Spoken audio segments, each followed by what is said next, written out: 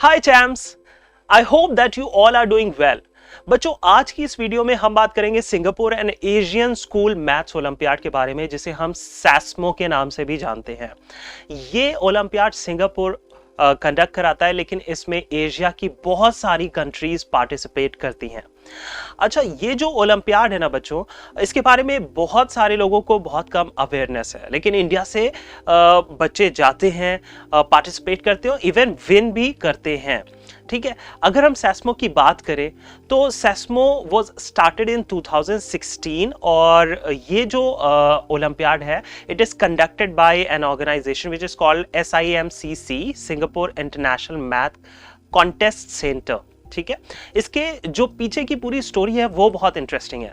So there was this guy mister Henry and he found के most of the students when they complete their primary classes and they go to the middle classes and junior college, so they lack interest towards maths because primary classes में ही उन्हें maths इतने अच्छे तरीके से नहीं पढ़ाई जाती और उनका interest develop नहीं किया जाता। so बहुत सारे बच्चे higher classes में आके maths छोड़ देते हैं।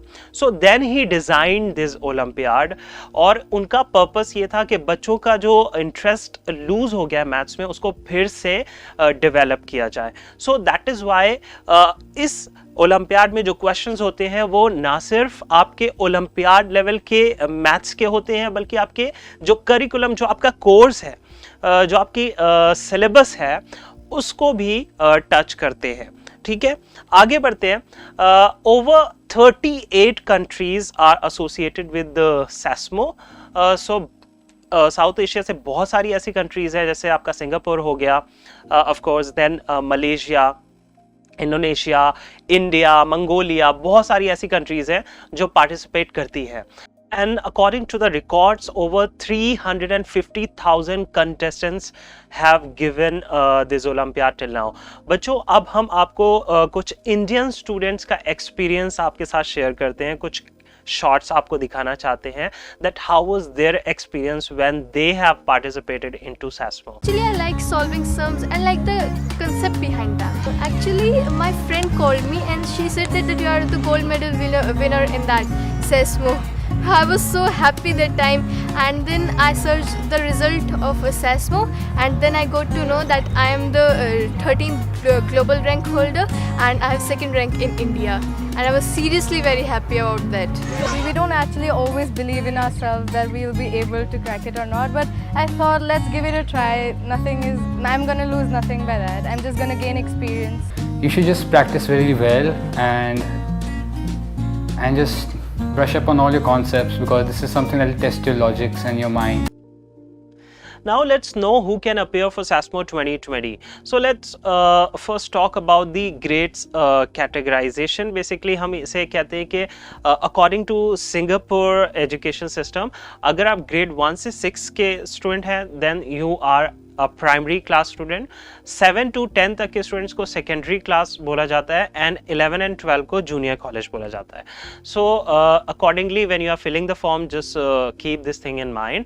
एंड अगर आपका स्कूल रजिस्टर्ड है सैस्मो के साथ, then SASMO will send the prospectus and form, then that form is send to your parents अगर आपने स्कूल में रजिस्ट्रेशन ऑलरेडी किया हुआ है। So not only your school has to register in SASMO, you also have to register in your school for SASMO.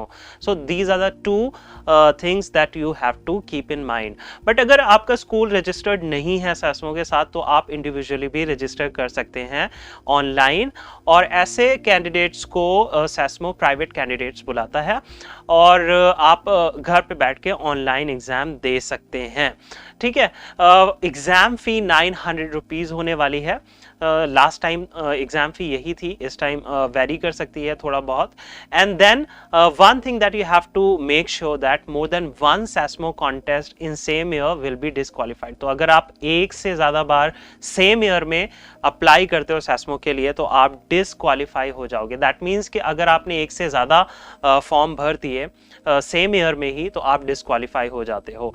How can appear for SASMO 2020? So usually जो registration dates आती हैं वो जनवरी and फरवरी में आती हैं। तो इस जनवरी और फरवरी 2023 में हम एक्सपेक्ट कर रहे हैं कि रजिस्ट्रेशन डेट्स ओपन होंगी और एग्ज़ाम मार्च में होता है, ठीक है।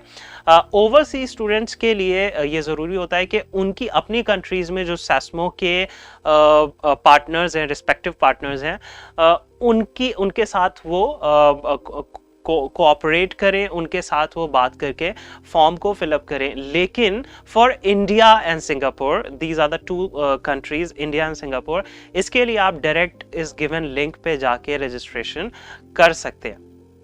आगे बढ़ते हैं और बात करते हैं कि एग्ज़ाम पैटर्न कैसा होगा, कितना टाइम आपको मिलेगा, किस तरह के क्वेश्चंस आएंगे, ठीक है। तो ओवरऑल जो टाइम पीरियड होगा टेस्ट को कंप्लीट करने का वो 90 मिनट होगा and there will be 85 points for the whole test paper, जिसमें से आपको 15 पॉइंट्स स्टार्टिंग में ही दे दिए जाएंगे। क्यों दिए जाएंगे उसका रीज़न मैं आपको बताता हूँ। देखिए, एग्जाम में 2 सेक्शंस होंगे। सेक्शन ए में 15 क्वेश्चंस होंगे जो सारे के सारे MCQ फॉर्मेट के होंगे, ठीक है। नाउ इन 15 क्वेश्चंस में each question will carry 2 marks, okay. और अगर आप रॉन्ग आंसर देते हो तो 1 मार्क आपका डिडक्ट हो जाएगा और अगर आप कोई क्वेश्चन अटेम्प्ट नहीं करते हो तो उसमें आपको 0 पॉइंट मिलेंगे, ठीक है।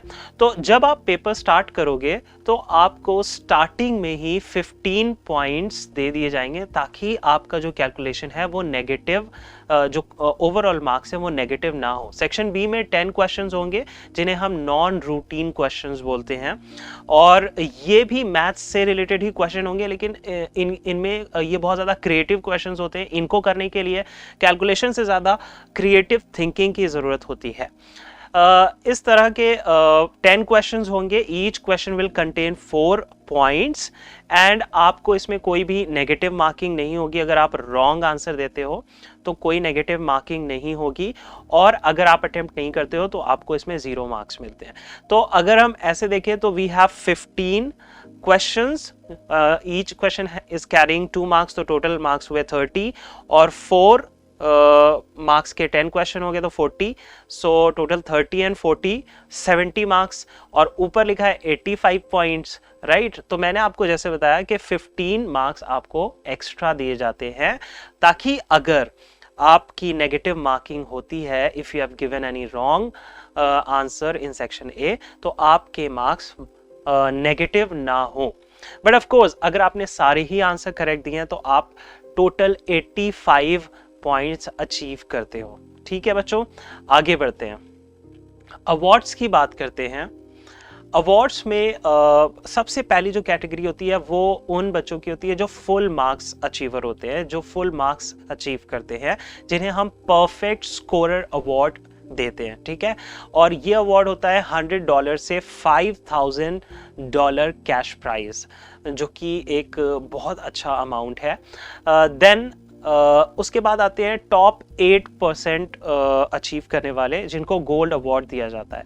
देन नेक्स्ट 12% अचीवर्स को सिल्वर अवार्ड दिया जाता है एंड नेक्स्ट 20% अचीवर्स को ब्रॉन्ज अवार्ड दिया जाता है, ठीक है। इसी तरीके से जो नेक्स्ट 10% बच्चे होते हैं उन्हें ऑनरेबल मेंशन किया जाता है और नेक्स्ट 20% बच्चों को सर्टिफिकेट ऑफ पार्टिसिपेशंस अवार्ड किया जाता है। नाउ कुछ अदर कॉम्पिटिशन्स भी होते हैं सैस्मो के बाद। सो अगर आपने सैस्मो क्लियर कर लिया है and you are a gold, silver और bronze medalist in SASMO, then you will be invited for another olympiad which is called SIMOC या सिमॉक, जिसका पूरा नाम है Singapore international mathematics olympiad challenge. और इसके लिए आपको सिंगापुर बुलाया जाता है, ठीक है। वहाँ पे बहुत सारी कंट्री से बच्चे इकट्ठा होते हैं and then they give that exam there. और इसका पैटर्न बहुत ही अमेजिंग होता है। आई मीन यहाँ पे बहुत सारे गेम्स होते हैं। ये ओलंपियाड क्वेश्चंस की फॉर्म में कम होता है, बल्कि इसमें बहुत सारे गेम्स होते हैं और बहुत सारी एक्टिविटीज़ होती हैं और उसके थ्रू आपको पॉइंट्स दिए जाते हैं और ये सिंगापुर में ही होता है। और और दिस वन मोर ओलंपियाड जो कि आप दे सकते हो if you have achieved gold, silver and bronze medal in SASMO, and that olympiad is AIMO, Asia international mathematic olympiad. ठीक है, students who have won gold और silver awards will be invited to join AIJMO international junior maths olympiad in Bali, Indonesia. तो आपने देखा कि अगर आप SASMO crack करते हो तो उसको क्रैक करने के बाद ना आपको और भी आगे जाने के चांसेस मिलते हैं, और भी डिफरेंट ओलंपियाड्स में अपेयर होने का क्राइटेरिया SASMO को क्रैक करना है बच्चों। सो दैट इज़ वाई ये बहुत अच्छा अपॉर्चुनिटी है। नाउ इम्पॉर्टेंट टॉपिक्स की अगर हम बात करें तो ग्रेड 1 से 6 के लिए arithmetic and statistics, geometry and mensuration, और solving word problem using model method और any other non algebraic method, तो ये सारे जो टॉपिक्स हैं ये बहुत इंपॉर्टेंट है, तो इसकी आपको अच्छे से प्रैक्टिस करनी होगी। नॉन रूटीन प्रॉब्लम सॉल्विंग में आपका नंबर पैटर्न्स, डिविजिबिलिटी टेस्ट हो जाता है, लॉजिकल प्रॉब्लम्स हो जाते हैं, ये सारे प्रॉब्लम्स आते हैं। अगर हम ग्रेड 7 to 8 की बात करें then again arithmetic and algebra is a very important component of the test paper, geometry, graphs, mensuration, statistics. और अगर हम ग्रेड 9 to 12 की बात करें then arithmetic, algebra, geometry, graphs, mensuration, Pythagoras theorem, trigonometry, statics, probability topics, इन सारे topics की आपको अच्छे से प्रिपरेशन करनी होती है। और नॉन रूटीन प्रॉब्लम्स में कौन कौन से टॉपिक्स आते हैं? Divisibility test, number patterns, right, logical problems, इन सब की प्रैक्टिस करनी होती है, क्योंकि अगेन मैंने आपको जैसा कि पहले भी बताया कि नॉन रूटीन प्रॉब्लम्स में ऐसी क्वेश्चंस आते हैं जिनको करने के लिए आपको एनालिटिकल स्किल आपकी अच्छी होनी चाहिए। आगे बढ़ते हैं। आपको मैं एक यहाँ पे छोटा सा एग्जाम्पल दिखाना चाहता हूँ कि किस तरह के क्वेश्चंस यहाँ पे आते हैं। A frog fail into a drain that was 20 centimetre deep. After 1 hour it mastered enough energy to make a jump of 6 centimeter, but it then slide down 4 centimeter. If it continued in this manner after every 1 hour, how many hours will it take to get out of the drain? तो देखिए यहाँ पर questions काफ़ी creative मिलेंगे आपको, और questions को करने के लिए आपको भी काफ़ी क्रिएटिविटी की ज़रूरत पड़ेगी। So this was all about SASMO olympiad. मुझे आशा है कि आपको ये वीडियो बहुत अच्छी लगी होगी और आपने कुछ सीखा होगा, कुछ नया सीखा होगा इस वीडियो से। सो अगर वीडियो पसंद आई है तो वीडियो को लाइक करना ना भूलें, and do subscribe the channel and hit the bell icon so that you don't miss any new notification. Thank you so much, bye bye.